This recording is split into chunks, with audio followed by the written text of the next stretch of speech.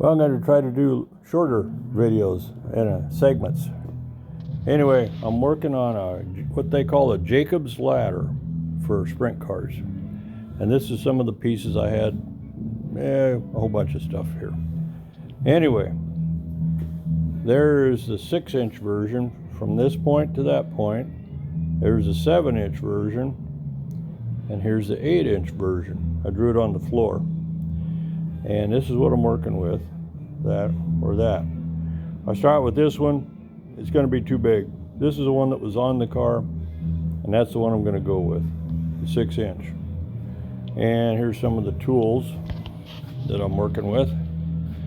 And I made me a jig to experiment with before I do the actual cut.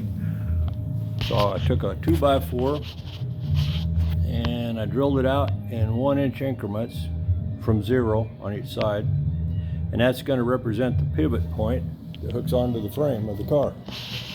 Here's the car, and like I said before, it mounts here and it mounts down there with these little straps. These little straps right here. There's 4 of them, and the reason they make such a flimsy looking thing is if they hit the wall or something, it takes them 1 minute to change it and put in another one. They want something to break so it don't ruin the whole car. But I'm converting this thing to street use. So here is my work table, and I drew it out on here.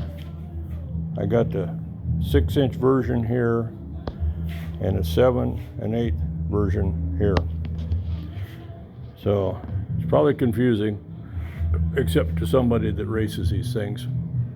So I'll set up the experiment, show you how it works, and I'll post it somewhere, and maybe somebody else will want to see it.